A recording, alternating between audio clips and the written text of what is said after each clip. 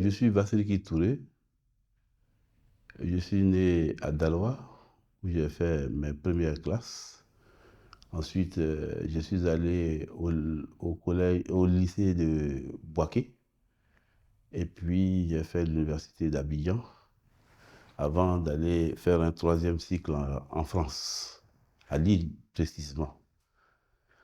Depuis que je suis revenu, j'ai travaillé à la BCAO avec, j'allais dire, une parenthèse à la sécurité sociale où j'ai été directeur général de la CNPS d'abord, avant d'être le secrétaire permanent chargé de la mise en place de la conférence interafricaine de la prévoyance sociale à Lomé. Et enfin, j'ai pris ma retraite à la BCAO en tant que directeur de l'inspection et de l'audit interne. Sur le plan de la religion, j'ai été fondateur et premier président de l'AMC. J'ai été membre fondateur aussi de la communauté musulmane de la Riviera, où je suis vice-président jusqu'à aujourd'hui.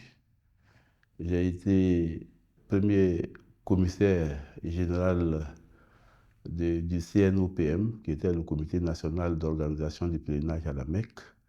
J'ai été conseiller du président du CENI et conseiller, j'allais dire, civil des cheikhs, les cheikhs Oulaïma, Aboubacar Fofana, Mamadou Traoré et Ousmane Diakité. Aujourd'hui, je suis directeur exécutif de la Fondation INE, chargé donc de la gestion des écoles du COSIM et des centres de santé. Je suis rentré en Côte d'Ivoire en 1976 et à cette époque, j'habitais le quartier qu'on appelle 220 à Abidjan ici, que tout le monde connaît, précisément à Diamé Fraternité Matin, les 136 logements qui sont presque à côté de Fraternité Matin. Et j'étais avec Feu Moussa Touré, qui habitait dans les environs aussi, et Djigiba qui était étudiant. Donc tous se retrouvaient chez moi.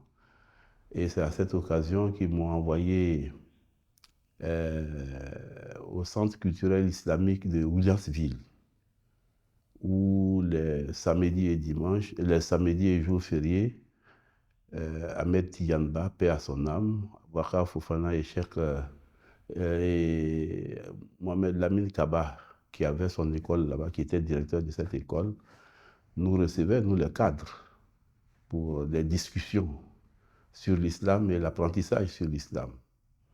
C'est à cette occasion que j'ai connu Aboubacar Fofana, que j'ai connu Tiyanba, que j'ai connu Mohamed Lamine Kaba, mais aussi Ladji Sidibé de Fraternité Matin, paix à son âme, Ladji Suleiman Doubia, qui a créé donc Allahu Akbar plus tard, et d'autres cadres. Nous nous retrouvions là-bas vraiment pour discuter de l'islam, pour apprendre l'islam. C'est comme ça que nous avons commencé à discuter. Nous avons commencé l'AMC en 1972. Donc jusqu'en 1974, moi je ne connaissais pas Fofana, mais Fofana était rentré aussi, d'après ce qu'il m'a dit, de l'Égypte. Il avait commencé aussi sa prédication depuis cette période 72. C'est donc en 1975 que les jeunes gens qui m'ont succédé, donc avec professeur Kader Keïta, mais surtout Kamara, qui ont pris contact avec Aboubacar Fofana et avec plus tard maintenant les Ampaté Bay, etc., pour réintroduire le dossier de l'AMC qui avait été considéré classé. Et finalement, la reconnaissance de l'AMC n'est intervenue que vers 78-79. Mais pendant cette période, vraiment, c'était des rencontres pour discuter de l'islam. J'allais dire que c'est par l'intermédiaire de Moussa, toujours, que mes contacts ont été plus prononcés avec Aboubacar Fofana. Surtout quand lui, il a aménagé sa maison des deux plateaux. Et moi, j'étais à la Riviera Golf. Nous, on venait maintenant de mettre la communauté musulmane de la Riviera en place.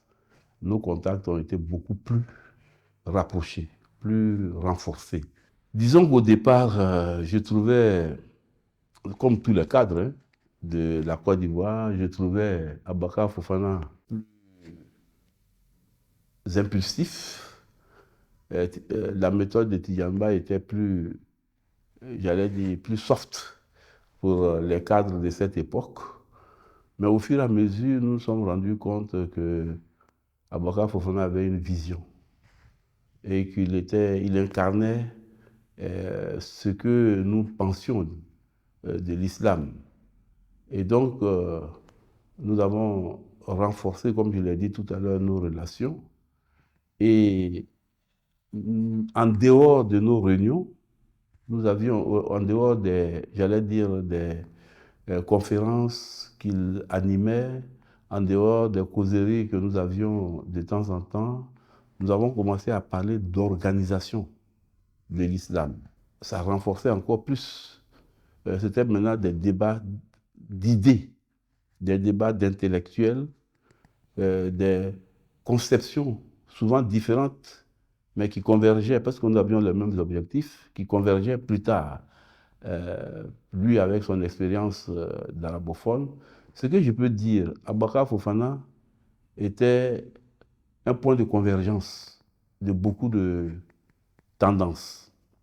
Il a d'abord fait l'école coranique, parce qu'il faut faire la distinction entre tous les arabophones n'ont pas fait l'école coranique. Lui, il a fait l'école coranique, il a été élève, il a été enseignant de l'école coranique. Ensuite, il a fait la madrasa. Ensuite, il est allé faire les pays arabes, puisqu'il est parti en Égypte. Et quand il est revenu, il a travaillé dans un cadre formel, la cible. Et donc, il était cadre de la... donc, or, c'est tous ceux-là qui composent la communauté musulmane. Et Abakar Fofana était un point d'intersection de toutes ces personnes-là. Chacun avec des griefs ou des critiques sur l'autre. Alors qu'Abakar Fofana, lui, il était là pour faire converger toutes ces tendances-là. Je crois que ça a été important pour lui et c'est important pour ses deux successeurs aussi, aujourd'hui. Abakar Fofana aussi était un homme qui respectait la tradition. Quel que soit ce qui se passait, chaque fois qu'il me rencontrait, il m'appelait Touré Fama. Mais c'est par rapport à notre région, les Tourés sont considérés donc comme les propriétaires de cette région. Lui qui était du Nafana, un royaume qui a eu donc à être combattu par le pouvoir des Tourés. Il respectait ça, quel que soit le milieu dans lequel on se trouvait. Il avait un profond respect pour la tradition. Mais en même temps, il était très moderne. Ce que je note aussi, Abakar Fofana lisait beaucoup. Il lisait beaucoup. Et il était toujours, j'allais dire, il vivait l'islam. Il avait la préoccupation de la promotion de la communauté, des jeunes de la communauté, mais surtout des intellectuels. Parce que quand on parle d'intellectuels, il y a des gens qui croient que c'est les francophones seulement, mais des francophones, des intellectuels aussi arabes. Il avait cette préoccupation. Abakar Fofana avait une certaine humilité. Quand il considérait que quelqu'un était même plus jeune, que quelqu'un avait une connaissance qu'il respectait, quand il s'agissait de faire la prière, il lui laissait la place et il se mettait derrière. Ce qui est totalement différent de nos jeunes imams aujourd'hui, surtout ceux qui sont dans les universités aujourd'hui. Moi, je suis allé à l'université de Dakar avec Abakar Fofana. Ils ont eu le courage de se mettre devant lui pour prier. C'est un des traits de caractère d'Abakar Fofana, savoir s'effacer pour celui qu'il considère être détenteur d'une connaissance, même si ce n'est pas une connaissance supérieure à la sienne. S'il veut faire la promotion de la personne, il s'efface pour cette personne, à plus forte raison quand c'est un maître pour lui. Donc ça aussi, il faut prendre en considération.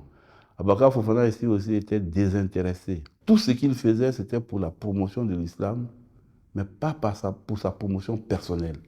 Cela ne veut pas dire qu'il n'avait pas besoin de vivre. Pour vivre, il avait besoin d'un minimum qu'on lui donnait, mais il se contentait de ce peu-là. Or, il y a certains qui pensent qu'il faut emmagasiner beaucoup pour être à l'abri. Mais lui, il avait toujours le souci de la promotion des autres. Il y a un imam de la ville d'Abidjan qui m'a dit que vraiment, ils sont, eux les imams, ils n'ont pas pitié. Je dis, mais pourquoi? Que parce que tout ce qu'on donne à Bakar Fofana, ils viennent tout prendre. Et qu'il a vu le montant de la pension d'Abouakar Fofana, qu'à partir de ce moment-là, lui s'est rendu compte que vraiment, ils exagéraient. Mais ce n'est pas le montant de la pension qui était importante, ni le montant de ce qu'on donnait à Bakar Fofana qui était important. Ce qui était important pour lui, c'est ce dans quoi la baraka était. Il avait le souci donc de la baraka. Bakar Fofana, avant nous tous, avait déjà un schéma de travail pour faire de la communauté une communauté vivante, une communauté visible, une communauté crédible. Avant nous tous. Nous, on est venus d'abord parce qu'on voulait créer un cadre pour nous-mêmes, pour faire nos prières, faire le jeûne, renforcer notre capacité islamique, parce qu'on avait un autre défi, nous, les gens de notre génération, c'était de dire que nous avons été à l'école française et que nos parents ont fait le mauvais choix parce qu'ils nous destinaient à l'enfer. Et donc, nous aussi, on avait la préoccupation de sauver nos pères, mais en nous sauvant nous aussi, en apprenant l'islam, en renforçant notre pratique. Mais Bakar Fofana n'avait pas ce souci. Lui, son souci, c'était d'avoir une communauté dans laquelle il y avait des cadres, il y avait des dirigeants qui avaient le souci de la promotion de la communauté et qui avaient le souci de l'organisation qui permette de respecter la communauté. Et donc, il avait déjà, c'est pour ça que je dis qu'il avait une vision.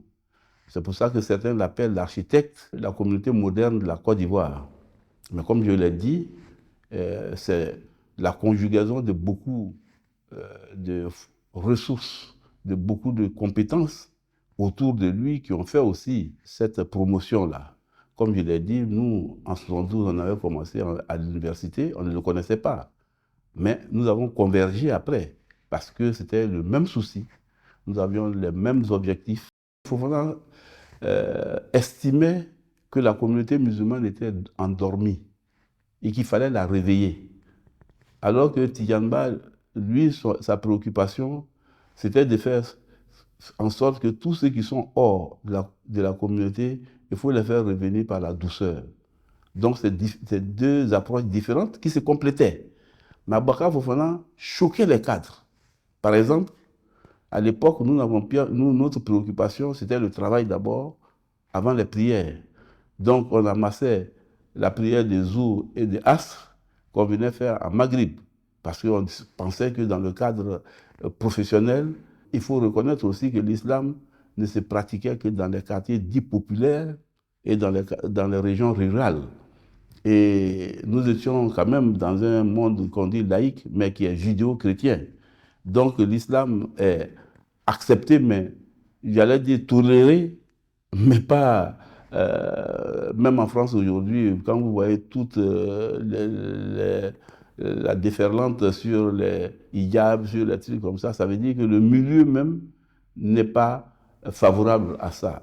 Donc, il fallait nous-mêmes faire un effort personnel d'abord pour bien comprendre notre religion, la pratiquer au mieux possible, changer nos comportements par rapport à cette connaissance.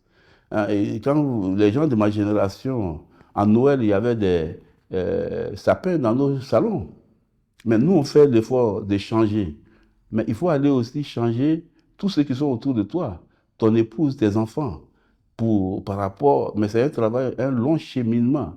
Aujourd'hui, il y a des gens, ils n'y pensent même pas. C'est comme aujourd'hui, le téléphone portable, quand tu dis aux gens qu'il y a 10 ans, il y a 15 ans, ça n'existait pas autant que c'est aujourd'hui, il y a des jeunes gens, des enfants qui ne peuvent pas comprendre. Donc c'est la même chose que nous étions en tant que jeunes cadres. Les propos de Fofana nous choquaient au départ, mais il nous a réveillés. Et petit à petit, nous avons commencé à bien pratiquer notre religion, quel que soit le lieu, à n'avoir pas de complexe. On s'est rendu compte même qu'on était respecté au fur et à mesure aussi qu'on avançait dans cette voie-là.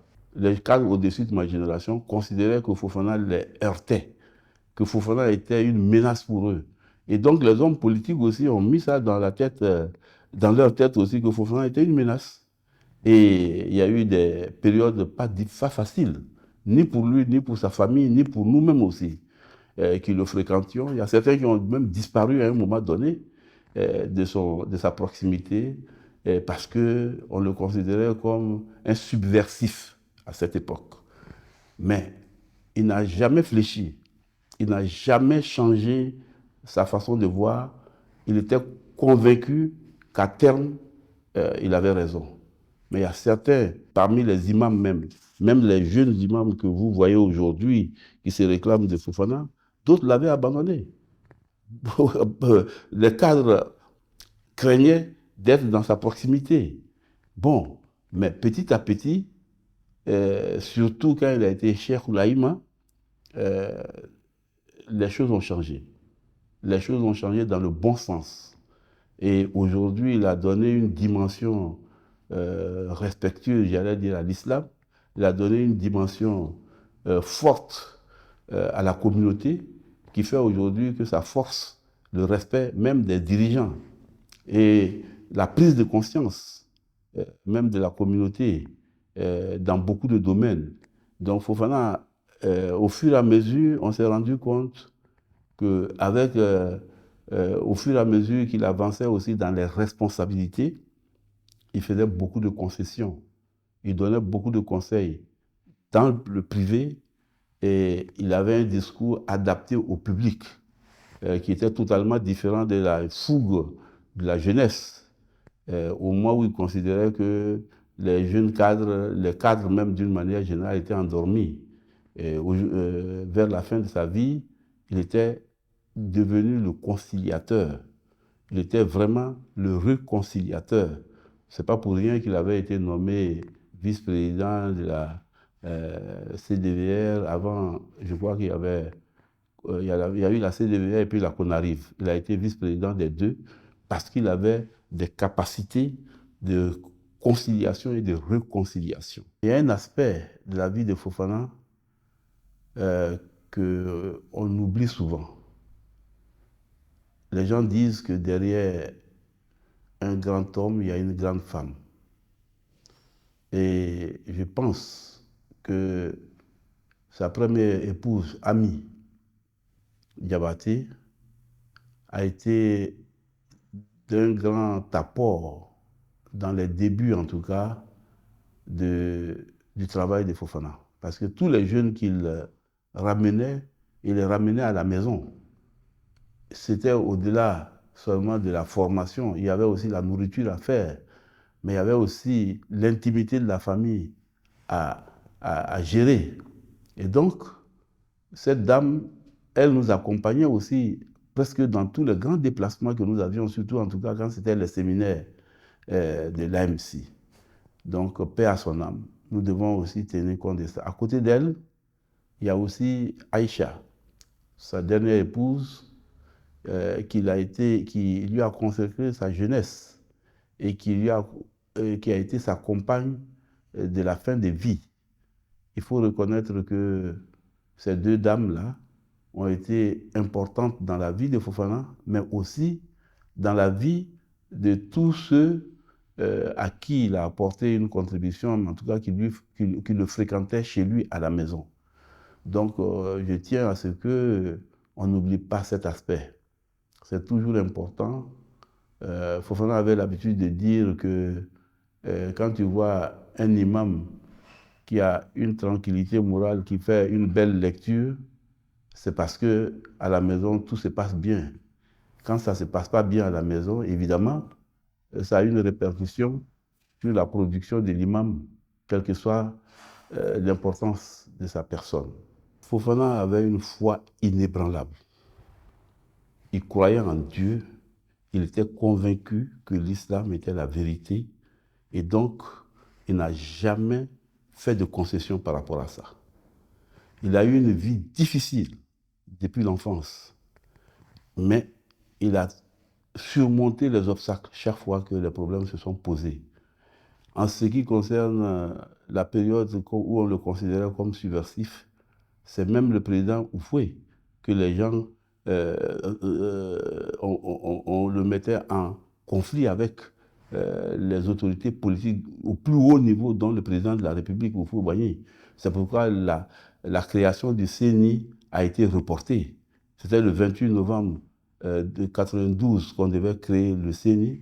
On est allé dire qu'on a fait, comment on appelle ça, on est venu avec des bombes lacrymogènes pour faire sortir les imams qui étaient venus de toutes les régions. Des jeunes voulant en découvrir, il faut en débattre, comment on appelle ça. C'est Fofana qui a calmé la situation à cette époque. Toutes ces épreuves-là, c'est la conviction. Le CENI a été créé le 9 janvier 1993 après, avec toute la force de négociation, de concessions qu'il faut faire. Il était dans les concessions, souvent, mais il n'a jamais été dans les compromis parce que le compromis entraînait la compromission. La transmission des valeurs, quelle que soit l'origine où on se trouve. Fofana était dans une famille très modeste. À Djamé, quand il t'expliquait comment son enfance a été, où ils allaient chercher les fagots, ils allaient chercher l'eau, à l'époque où Fraternité Matin se trouve avec la source, pour aller, comment on appelle, à la famille. Donc, je n'avais pas dit qu'il n'y avait pas d'eau courante, il n'y avait pas d'électricité, il n'y avait pas de... etc. Donc, ce sont les épreuves d'abord de la vie quotidienne. Ensuite, sur le plan scolaire, les efforts qu'il a fait pour pouvoir aller jusqu'en Égypte et la vie qu'ils ont menée en Égypte, surmonter toutes ces difficultés, venir maintenant dans le monde des cadres où on ne peut pas, on ne pouvait pas imaginer que des arabophones puissent s'insérer à cette époque, gravir les échelons jusqu'à être directeur du personnel. Ce sont des épreuves particulières. Maintenant, sur le plan de la communauté, commencer à rentrer d'abord dans nos mosquées traditionnelles avec tous les obstacles régionaux, ethniques, etc. Après, se retrouver même avec les orthodoxes. Il a été parmi les fondateurs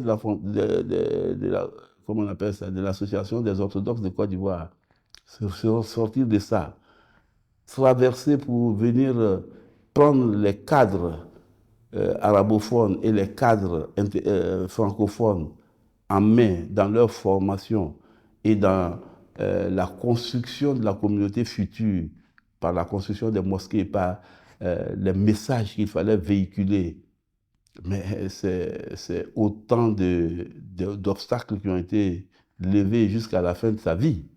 Même quand il a dû se réfugier à l'extérieur pendant la crise et revenir avant la fin de la crise pour être chef Oulaïma, coopérer avec un gouvernement hostile, après se retrouver aussi à gérer un gouvernement moins hostile. Tout ça, les gens ne se rendent pas compte que ce sont des épreuves, des obstacles qu'il faut gérer. Et souvent même, tu n'es pas compris par ta propre communauté. Tu n'es même pas compris par ceux qui sont proches de toi. Mais ceux qui l'ont combattu, beaucoup sont revenus à lui après. Ou beaucoup se revendiquent d'être partis de lui. Et ce qui est la réalité. Abakar Fofana et moi, avec le professeur Kader, nous avons quitté Abidjan, nous allions à Bouaké pour les funérailles d'un parent de Mahmoud Silla, qui est le représentant du CNI de Kouzim là-bas, à Bouaké. Et puis, nous étions 3 véhicules. Le premier véhicule était conduit par Fama Touré. Moi-même, j'étais le deuxième avec Abaka Fofana et le professeur Kader. Et Koudous nous suivait. Nous avons fait un tonneau avant tout maudit. Mais par la grâce de Dieu, nous sommes sortis indemnes.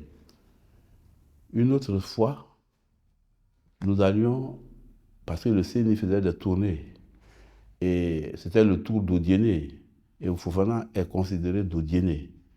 Les personnes qui étaient dans le pouvoir, qui étaient contre le CNI, la promotion du CNI, ont considéré que ce serait une consécration si Fofana arrive à aller faire l'installation du CNI à Odiéné. Et donc, ils ont pris les dispositions pour que ça n'ait pas lieu.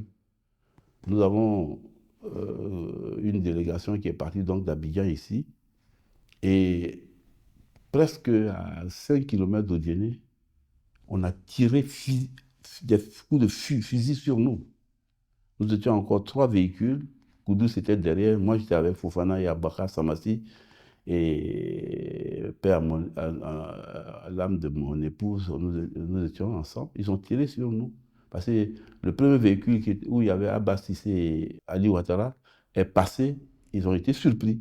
Parce que nous devions quitter Abidjan tôt le matin, mais finalement, nous n'avons quitté que 16 heures. Et puis moi, on s'est arrêté un peu à Boisfleur pour réparer les pneus.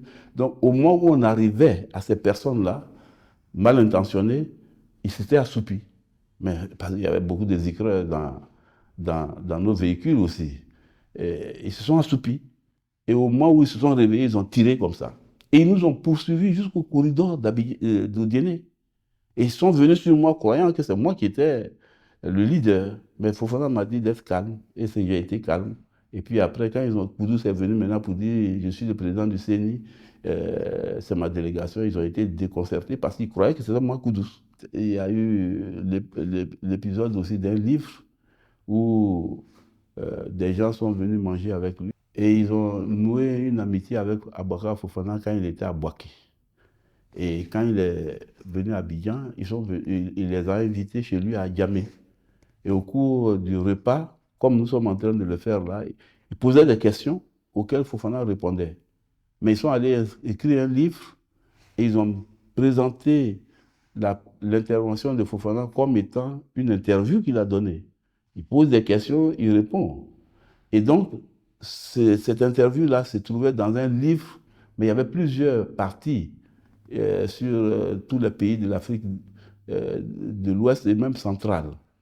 Et donc, on a extrait la partie de Fofana et on est allé présenter ça au nonce apostolique ou ceux qui le voulaient, en tout cas au président de la République après, comme étant une opposition de Fofana à la position du président de la République, puisqu'il disait qu'on avait construit la cathédrale et qu'on était en train de préparer la construction d'une basilique qui ont coûté des milliards, alors que tout le monde avait cotisé pour, à l'époque, construire des édifices publics dans la ville d'Abidjan dignes de ce nom, et que l'islam n'avait rien encore. Bon, c'est à la suite de tout ça que la construction de la mosquée de la Riviera Golfe a été lancée. Quelles que soient ces charges, ce que moi je note, il avait une forme d'organisation.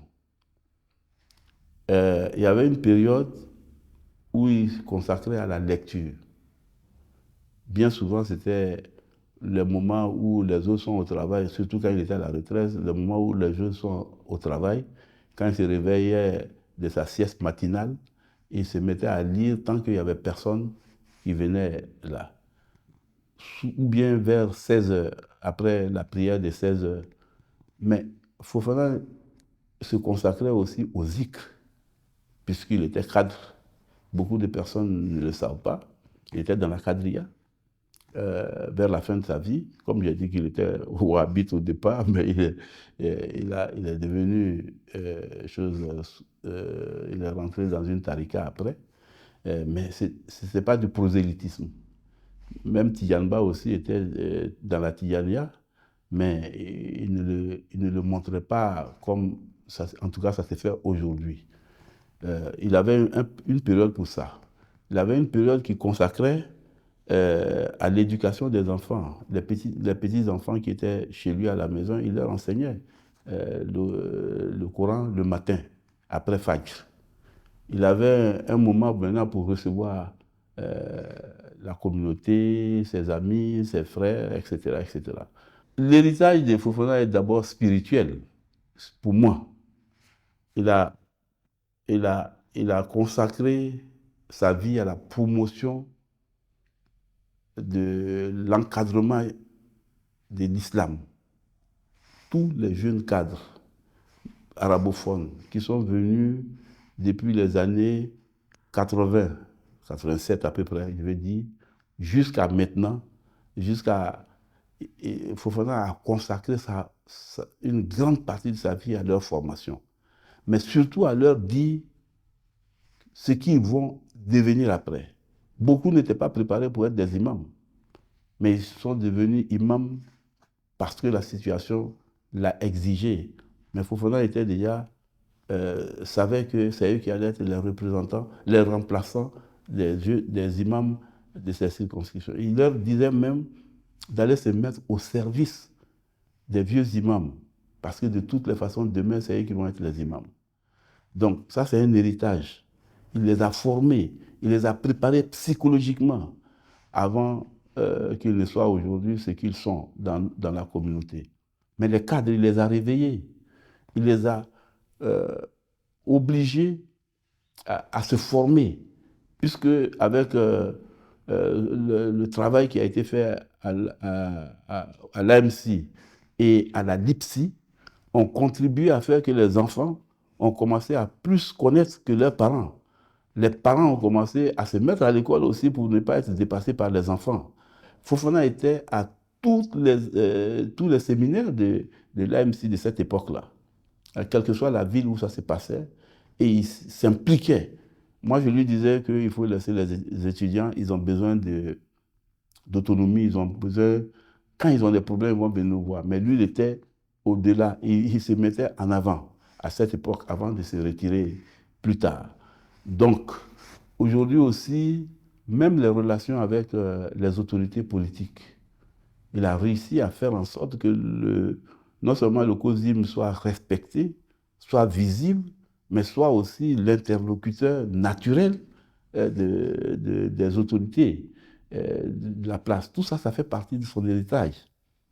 On parle très peu de son héritage familial, puisqu'il a eu une seule fille, mais il a eu beaucoup d'enfants. Tous les jeunes de l'AMC de cette époque jusqu'à maintenant se réclament de Fofana comme leur père spirituel.